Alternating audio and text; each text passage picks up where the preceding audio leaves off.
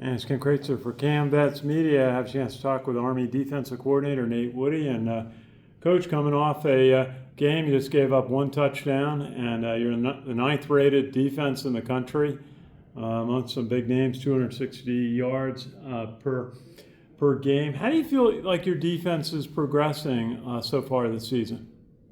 Played a little bit better than what I anticipated. I think coming into the season, we had a lot of guys that were inexperienced, had replaced a lot of starters, and we just figured that we got some growing to do.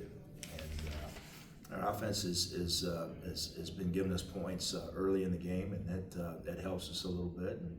And guys have been stepping up and making plays, and we just get a little bit better each week. And we still got a little ways to go, but things have gone well so far. Last week in the opening drive by Tulsa, they used two different quarterbacks, one for passing downs and one for running.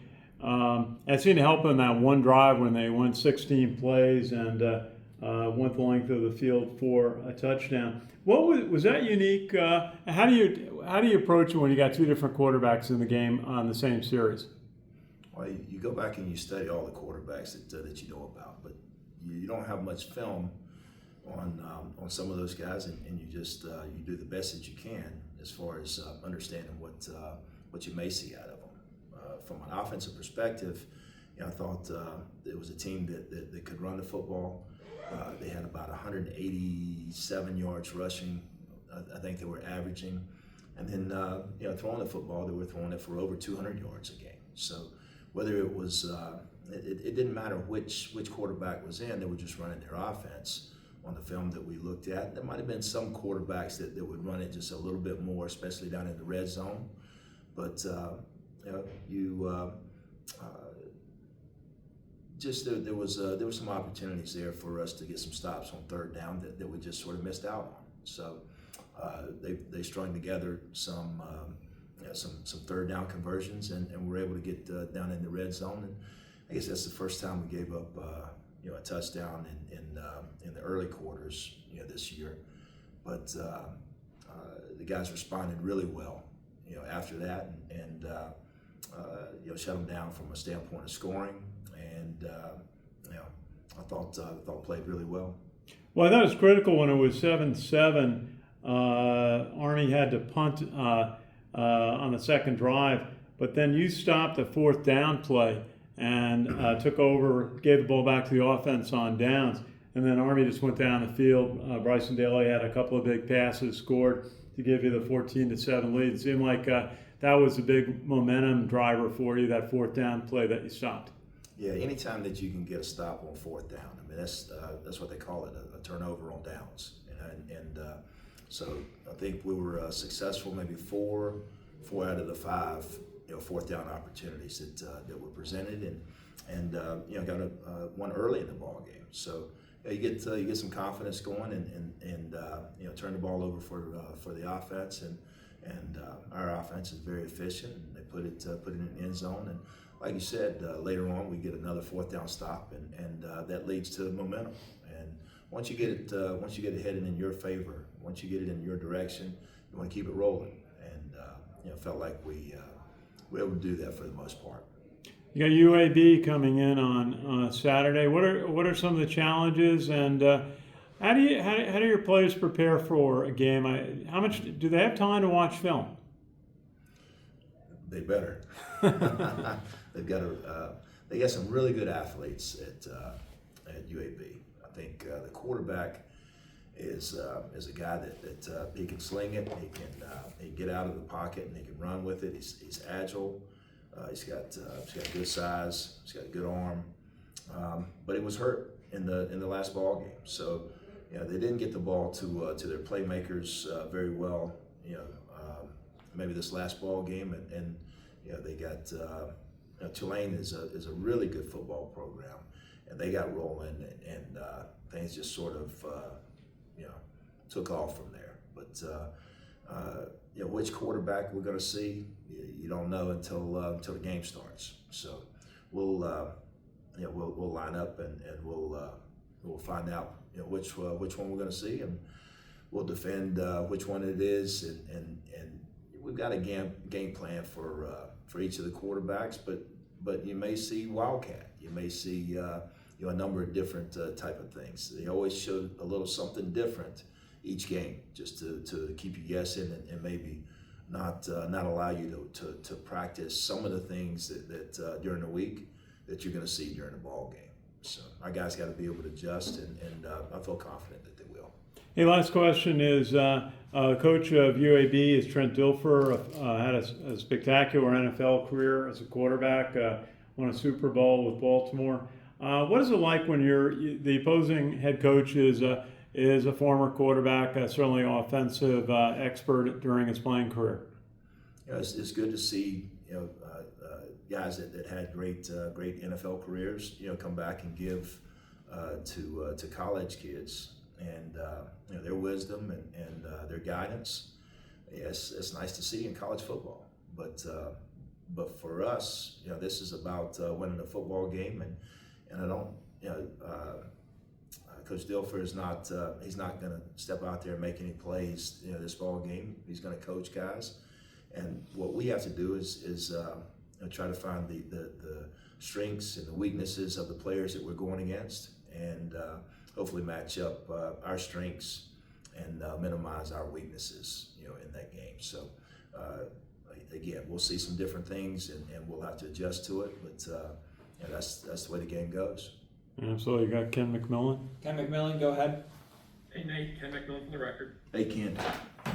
Hey Nate, just to follow on Kenny's first question to you, you said that you were worried at the start of the year and that the experience has helped.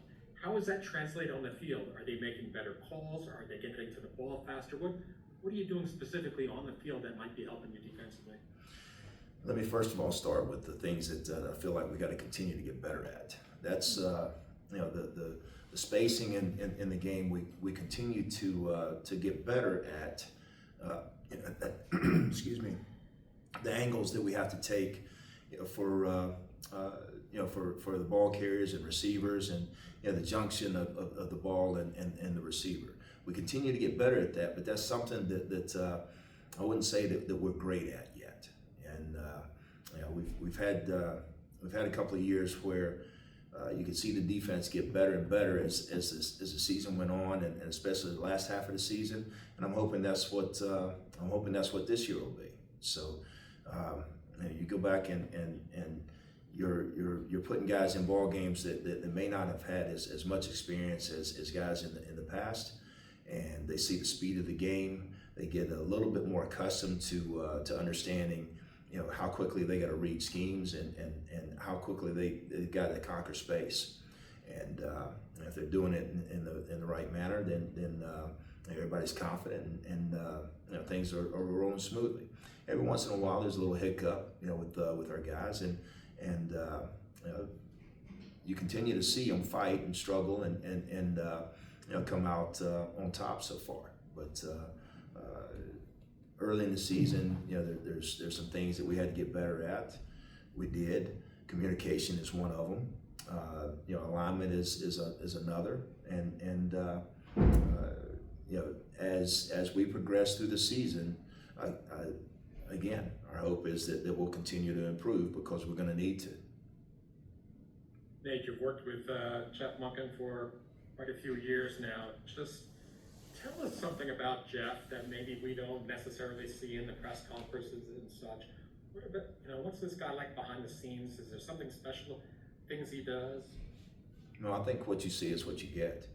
I think that he's a guy that wants things to be done right. He's going to push hard for guys to do their very best.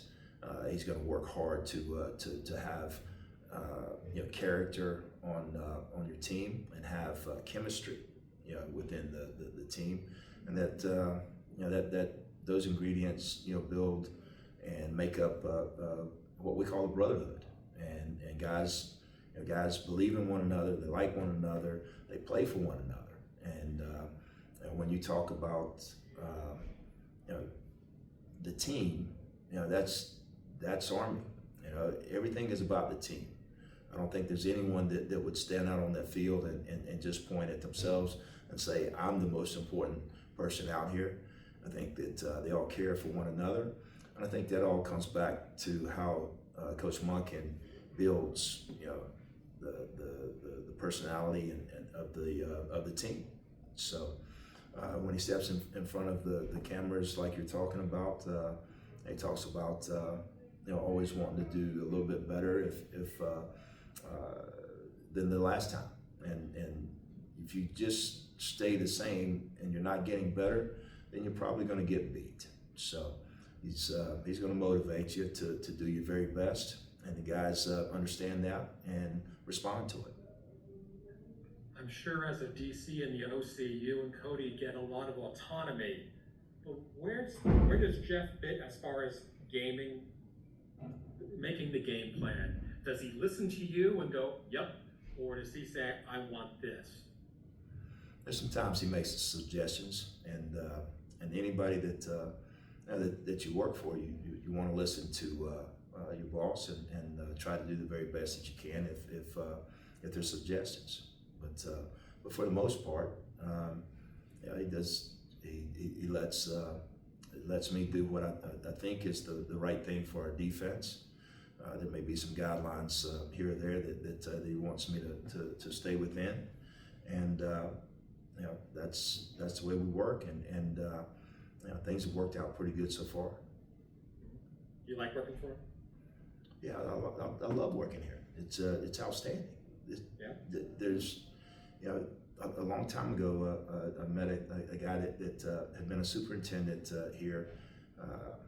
He was a general, and he talked very fondly of West Point. It was back when I was in Charleston, and ever since I talked to him, I always thought that maybe one day I would like to come here and work, and things worked out to where I could, and it's been great working with these people here. It's an awesome experience, and you get to work in games that you only dream about. The Army Navy game is it's the biggest one that I've ever coached in, and I think our guys understand that each week that we get better, we got an opportunity to win that last game of the season, and that one's pretty important. Yeah. Nate, last thing for you. I know this is looking 6 weeks in advance, but you've coached many places, you've coached big games. What is the significance of playing a Notre Dame by name? You've been part of those rivalries and such. What's it like facing Notre Dame? How do you think the kids feel about facing Notre Dame? Because I don't think the name gets any bigger. I wasn't really looking forward to Notre Dame right now. I think UAB is what's Yeah, I got to be honest with you. I'm the world's worst. If I don't even know who's the next game after UAB hardly. Everything is about getting every last bit of work that you can into this ball game, this preparation, and doing everything that you can to win this day. I've gone against Notre Dame before, but never at South Bend. And once again, we won't go to South Bend, and it'll be around here. But I really haven't given it much thought. That's a game later on down the road that I'll give every bit of thought to. But right now, it's all about UAB. I know that might not be it might not be a good answer to your question, but it's the truth. I just really haven't thought about it very much. Let me push on one thing though. Army Notre Dame's had a great history. This is like the 100th anniversary of this. Does it feel kind of cool, like Army versus the Four Horsemen and stuff? I mean, the legacy through the years is just an amazing story. And it'll be even more amazing if we play our very best, because that's what it's going to take to win that ball game. So when that time comes, absolutely, I'm all in, and I don't know if the the history of it is what I think about until after the fact. You know, it's you gotta be able to put things in perspective and just, you know, take care of your business. And whether it's a Division III school or Notre Dame, you know, Power 4 school like that, you just look at the next one and do everything you can to take care of that next one. Cool. Nate, thanks for your time this evening. Thank Sal, you. if you're there, go ahead. All right, you're done, Coach.